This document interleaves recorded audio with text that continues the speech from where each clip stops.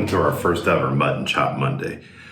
The following is an interview with my friend Eddie Miller, a veteran of the Iraq War. Be a little bit about his background, what he's into now, any VA horror stories, anything like that.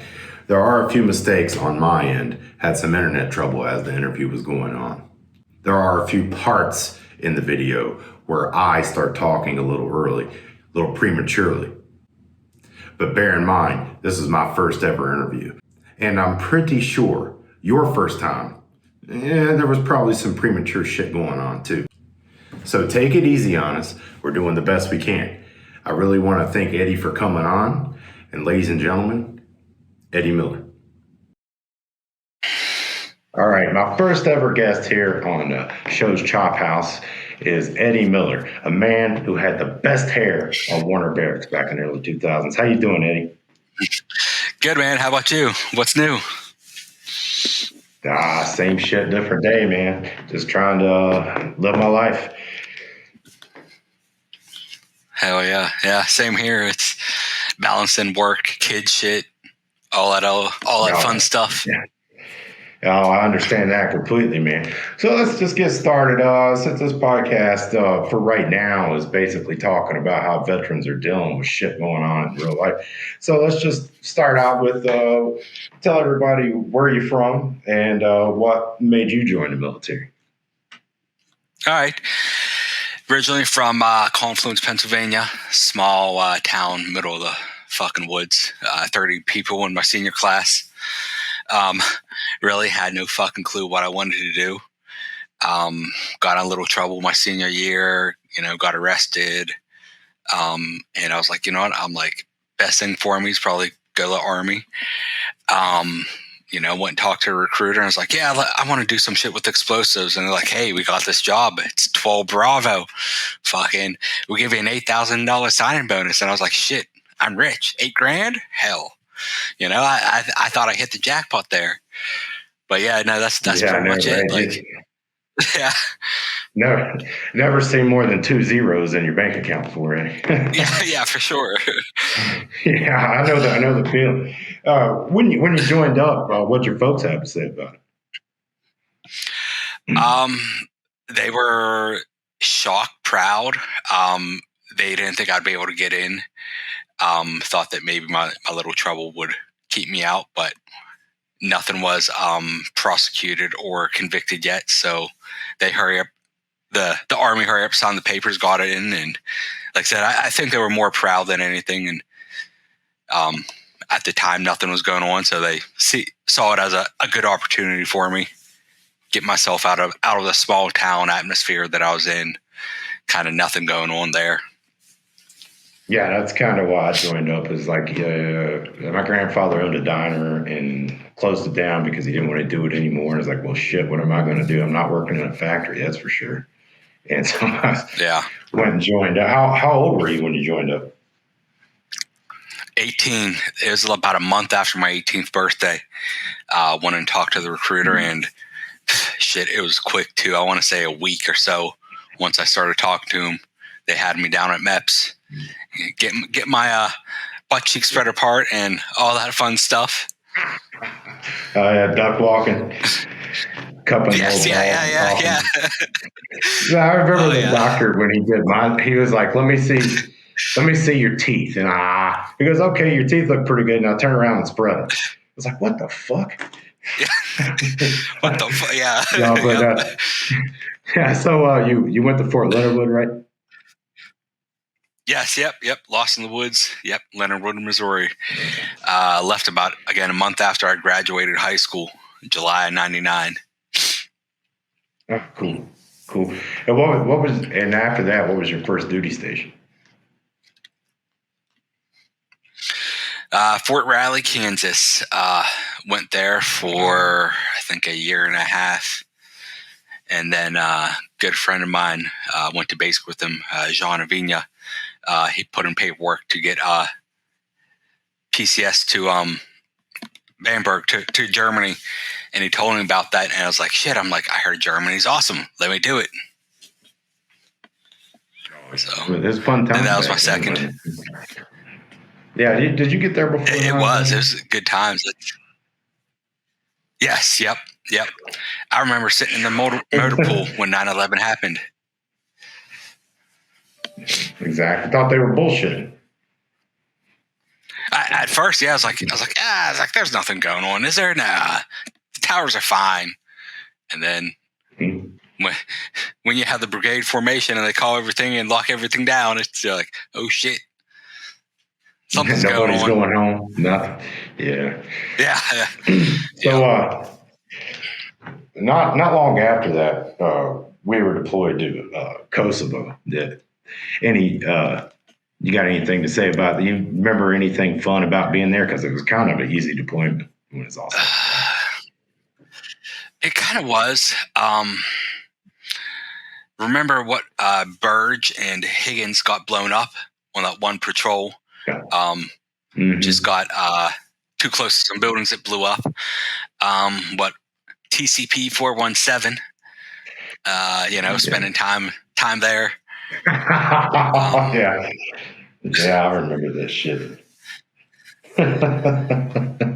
Toby Keith came to see us there. That was pretty cool.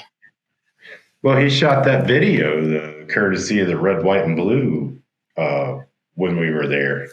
I believe. I didn't know that. Yeah, I'm pretty sure if you watch it, that how we fell under that infantry commander. I'm pretty sure he's in it. And showing all the Kwanzaa huts and shit. Yeah, that was some. It was an all right deployment. I mean, there wasn't a lot going on. More TCP. I stood out on that sumbitch in TCP in sleep. For how we were doing those 12-hour rotations on that. Yeah. And for people that don't know what a TCP is out there, it's a tactical checkpoint. All right, so I was on that thing and I had a radio on my back and shit. I just stuck the hand mic on a picket and I sat there and acted like my M4 is a guitar and I sung Total Eclipse of the Fucking Heart for 12 hours. I just sat there like, okay, whatever. You got to stand here in the sleep for 12 hours. For 12 hours, doing that shit. Yeah, long time. We got back from there. I guess it would have been about November of 2002. Yeah. Yep. Came back in November, and a bunch of people took leave. I just took a little bit back in Bamberg there, and they called us off early and made us go throw some bags. Where was it? Oh yeah, they took some of you guys down to Longster or the Ramstein. Is that where they took you? Yes. Yep. Yeah. Spent, I think it was like a week or 10 days maybe there. Wasn't too long. Yeah, and I happened to be on the leave. But I remember coming back and they had us stuffed in those shitty barracks, like 3-4 people to a room. Yeah. Because they were remodeling ours. But here's something I wanted to get your take on, because I was kind of in the same boat at the time. Right? We came back from Kosovo. And, they had, people that were married and stuff had their family all there. And we were single at the time. Yeah. And, we got told to go turn in all the weapons and everything and had to be on a detail just as soon as we got back. And all the married folk got to go off and be with their people. And it was just like, well, nobody's here to greet us, Yeah. That was, even with like both diplomacy, right? Like for us single folk over there, like there really wasn't you're right, like no one there for us. It was just kind of us ourselves. Like that's all we had was each other. I feel was being single was your brothers. That's right. And we all go out don't go out drinking. Shit, yeah, okay. You're going home to get horizontal refreshment, asshole. Don't go out drinking. Yeah. I mean, so I personally was about to PCS, permanent change of station for people that don't. I was going to Fort Benning, but you guys were ramping up to go to Iraq, correct? Yeah. Yep. Shit. What was it? maybe 5 weeks, 6 weeks, maybe. Sent us to Kuwait. Yeah, I left. I was like, I'm getting out of this. PCS and Fort Benning, Fort Moore now for people with the new name. And I got there. I was like, yeah, I'm out of it. I was there 5 days, man, and they had me on the first fucking thing, smoking, going to Kuwait. And then I was there for maybe a week with guys I didn't know, cool guys. But, all right, we're invading. Like, shit, okay. I mean, just those 5 days in Kuwait, I still had to burn shit twice. I remember that. Yeah. Added some diesel fuel, fucking stirring it up. Well, the good thing was you didn't get fucked with the next day. They just left you alone, True, yeah. But how long and this was the 54th Engineers, how long were you guys in Iraq at the point? I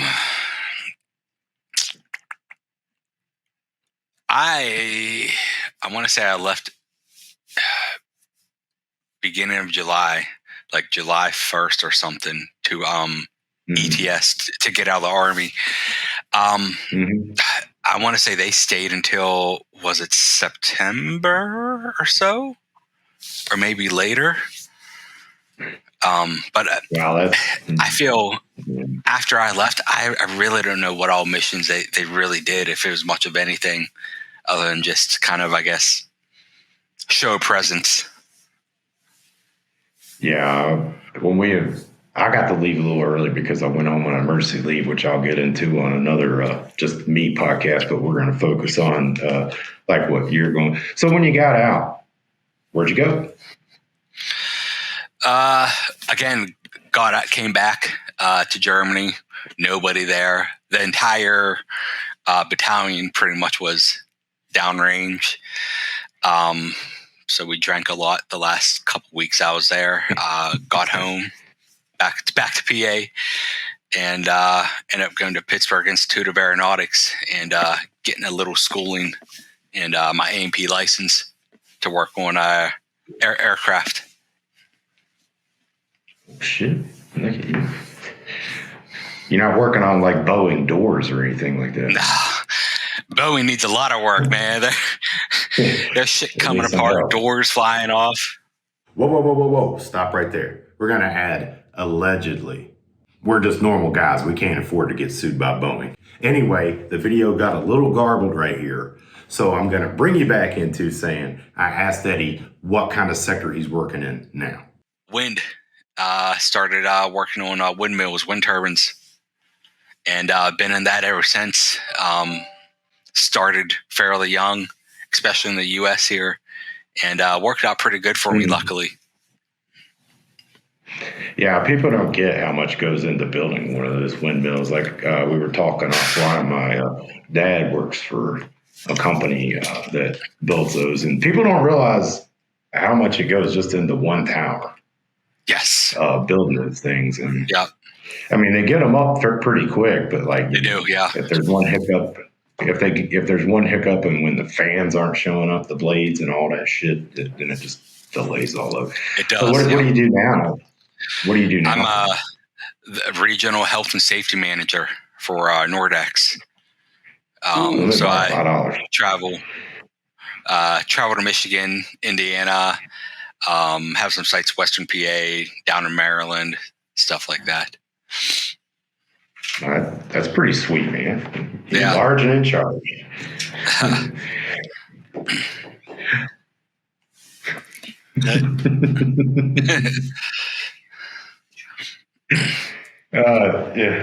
So you're doing that.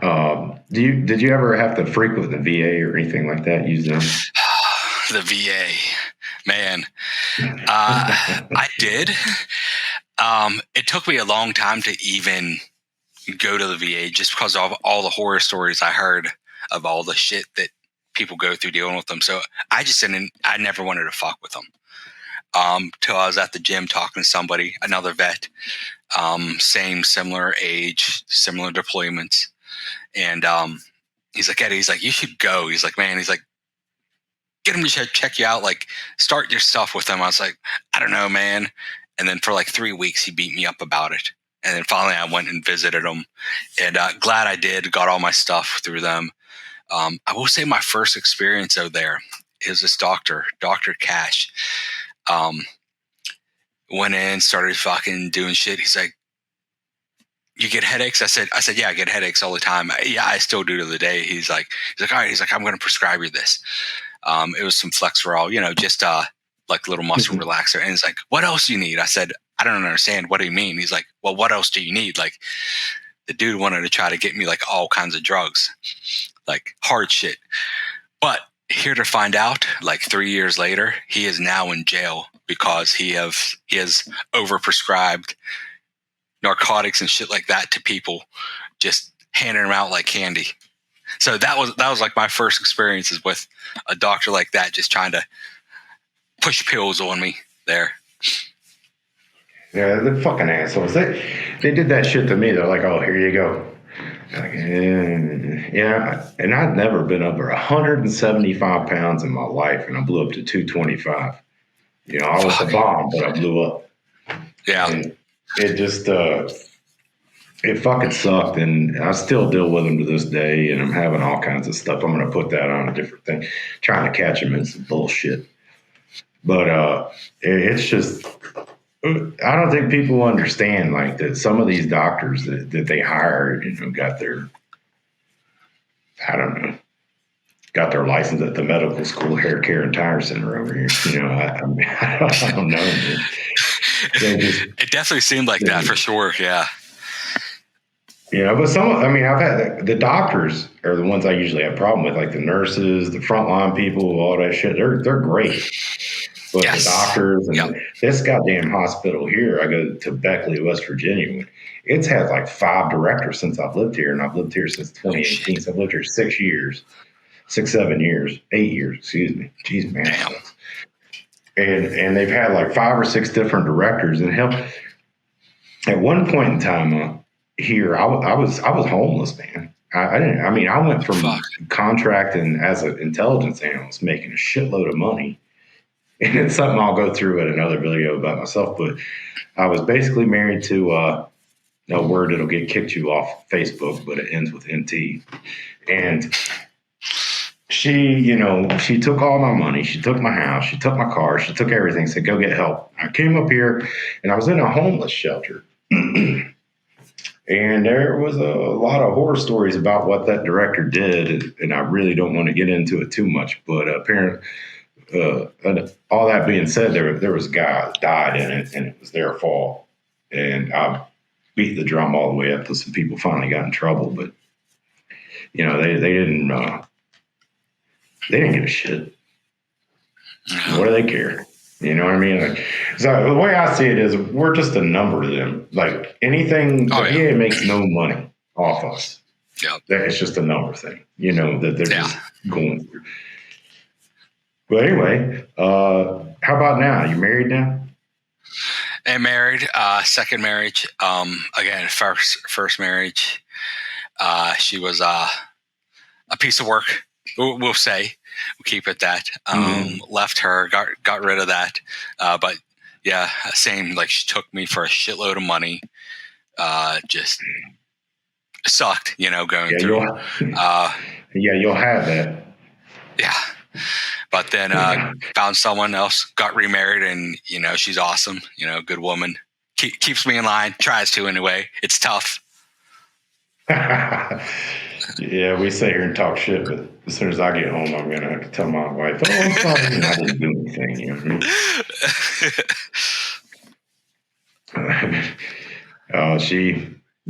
My wife's awesome. I'm happy for you, man. I'm glad you got somebody. How many kids you got? Same. Happy for you too. Right now, we've got 2 kids: a daughter 12, son 10, and we have one coming in about 8 weeks. So one on the way. Hey, have fun with that, man. I got my one. It'll be fun. Yeah, that's pretty. Congratulations. Thank you. Yeah, man. So, what about nowadays? Do you have any like veteran friends nearby? Anything like that? Like group or anything you get into? Um, a couple guys that I met afterwards. Again, kind of like BS with them, hang out with them at the gym. Um, After I got out, hung out, met up with Jeremy Blinn, uh, Jim Clum, Scott Spann. Like hung out with those guys a little bit. When I first got out, went out to saw Storvik, old Storvik. But yeah, I mean, I'll hit up people once in a while. Best thing about us is that like we can not see each other, talk to each other for a little while, and then like call each other, whatnot, and just start hitting it off and just start bullshitting. Yeah, I know, right? That's kind of like what we're doing here. I don't think we yeah. talked other than on the phone the past couple of days in what, like 20 years? Other than like messages on Facebook. Seriously, yes, yeah. It's great, man. Yeah, I mean that's what I try to tell people. Like, I got a brother who's. I'm not even going to go there, but like the guys I've been stationed with, I would do a lot more for them than I probably would him, which I don't like saying, but he's such a. It's a story for another day. I understand that. He's just a mess. Yeah. That's one of my sisters. Kind of just like she's good, but man, like some irritating things she's done recently. Just Yeah, and that's the thing. I mean, they're your family. You love them. Yeah, you want to help them out. Absolutely. Yeah, you want to help them out, but sometimes you go kick some fucking rocks. You can't. Yeah. But that's how I feel. So anyway, man. So the company you work for, what was it again? Nordex. They're actually a German company, out of Hamburg, Germany. So I think deal with a lot of German people. You sprechen Sie Deutsch anymore? No, I forgot all that, man. Oh, I lucked out. Like I was losing all that, and my wife now, she's a first generation American wife. Her dad was Canadian, but he was first generation Canadian, and he was from his family was from England. And her mom was from Slovakia, and then after the Second World War, got moved to West Germany. And so I looked out, and she spoke German, and I kind of picked a lot of it back up. I could write it and read it more than I could speak it because you don't hear it, you forget like how the shit's fucking pronounced. Yeah. And so I got lucky and picked it back up. Nice. That excuse me, damn. I gotta quit smoking, man. Well, I don't know if I can. I quit drinking so much earlier, about 6 months ago. I mean, before that, I was drinking 30 beers a day, man. Oh, wow. I was pickled. That's for damn sure. Okay. Yeah, and it was just, I got a TBI shit, and it kills my headaches, but then, you become an idiot after about 15. Yeah. Yeah. And then, I just cut it all out. And I'm probably the only asshole that quit drinking and gained 10 pounds. You probably, though, quit drinking and started eating more. Just replaced it with other calories. Yeah, little fucking Debbie. You know what? I actually slacked down cutting drinking since the beginning of the year, and I will say, like, my sweet tooth has went up like crazy. Like I'm all the time wanting to munch on something sweet. Mm-hmm. Exactly. Like just. Yeah, I'm stopping by Walmart getting a cake. Take the whole thing home, eat it in 2 days. And then wonder why I'm gaining weight, right? Yeah.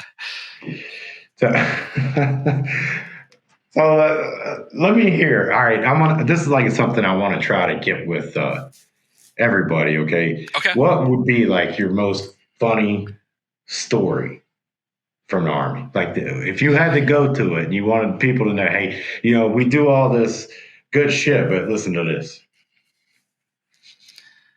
Man, fun.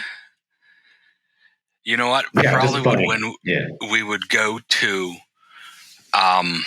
Munich, all of us, and I think Clum would always have a little camcorder, and we'd go up to all the chicks and be like, "Hey, we're a Bud Light or Budweiser snowboarding team," and we would tell them we were the snowboarding team from the U.S. on tour over here, and like we'd get them to say stupid dumb shit like Budweiser rocks Germany and shit like that, and end up picking up on all kinds of women just doing dumb shit like that. Boy, that would have been gold if they had YouTube back then, wouldn't Oh my, yeah. it? I don't know. I'm glad they didn't have all that shit back then because I feel I would have been in so much more trouble. Like, I definitely would have been one of those Yeah. dumbasses getting in trouble from shit I posted or something like that. Yeah, when I was my last little bit in, I'd reclassed to all source intelligence analyst, and part of what they would check your social media shit. Make sure you're not busting Okay. OPSEC, make sure you're not doing shit. Like, all right. Of course, the part of the intel world I worked in, if it had an ass, we were the fucking toilet paper. I mean, that's how low I was in that shit. It was for part of it. And the other part of it, I was doing some shit, but basically, I worked at INSCOM on Fort Belvoir, which is the Intelligence Security Command, and and dude, we would take those, big Culligan water jugs, that they people put in that shit, they get their cup of water out, they're discussing sports nearby. We would take the empty ones and we would take stress balls and we'd play baseball with the shit in this top secret fucking office, okay? And then every now and then a ball would hit the window and then MPs would come running in because the window had sensors on it if somebody was fucking. Oh, shit. And here we are. I don't have a around. fancy more so they can kiss my ass. Yeah, I don't have that fancy more so they can kiss my ass. I'll tell what I want. But yeah, it was, we had a Air Force guy in there. I gave him the nickname Fuckface. He said it's Airman such and such. It's like, nah, you're Fuckface. You're Fuckface, yeah. Yeah. But it was just good. It was a good time. But so where are you off to next on your work assignments? I have to travel to Michigan and Indiana end of the month. Drive out 8 hours to Michigan, spend a day at a site, drive down to Indiana, spend a day at a different site, then drive home. So kind of go to the Midwest there, hang out there for a couple days and be back home. It's not bad. It's really not. It's only like once a month I usually have to kind of go away like that. And you said Indiana, right? Yes, yep. What part of Indiana you headed to? Shit. Lafayette. Yep. Yeah, all that whole damn state. I drive 64 out to go see my parents out in Oklahoma. It's like, okay. I'm with my daughter, and she's like, "Why are all these towns French names?" It's like Louisiana Purchase, I guess. I don't know. Yeah, yeah. It's like, yeah. Or maybe they just talk weird. They're so hick when they talk, their lips don't touch. Yeah, I don't know. I don't know. I talk a lot of shit, man, but I'm such an idiot. Well, Eddie, I appreciate your time, Yeah, no and problem. I want you, if you have a chance. Every guest on here gets a gift from me in the mail. It's going to be Oh, a cool. surprise. So offline, text me your address, and we're Okay, going to okay. send you. It's not going to be any sweets, okay? Because we Oh, got to no cut sweets. that. I But don't need any you're more of going that to shit get anyway, though. yeah, well, it'll be a couple weeks because I'm waiting on some Okay. stuff to come in. But you'll get a gift, and if you want to post it later on that you got it or whatever. But basically, oh fuck, we'll give it away. How you feel about barbecue sauce? Oh, I fucking love that. Yeah, All especially right, some you're good. gonna get my other shows, the shit show that I used to do on Facebook, our signature barbecue sauce, Ah, which is nice. it's apple habanero, right? And I call it the Ooh, shit okay. house. Yeah, it's a shit house stinger. Is what that's on the label. The shit house stinger. But I gotta wait for some stuff to come in, and I gotta make up a batch, and we'll have it out to you in the mail. Awesome. Thank you, dude. Dude, I love All spicy right. stuff, so the habanero sounds good. Oh, it's like hits you a little bit, then it cools down because the apple, and it's like you're Okay, not gonna okay. be in a shit house. You're not gonna be in a shitter biting your lip. Okay, but you'll be all right. All right. So anyway, ladies and gentlemen, the man with the best locks ever in Bamberg, Germany, Eddie Miller. Thank you, Eddie. Thank you, man. So if you stayed this far, you saw a pretty decent interview with my friend Eddie Miller, just a normal guy trying to make it in today's world. I want to thank Eddie again for coming on. Also, I want to put out there, allegedly, Boeing, don't come after us. Don't forget to join us next Monday for another installment of Mutton Chop Mondays. Hope everybody has a good week. Stay up, keep your powder dry, and we'll talk to you later.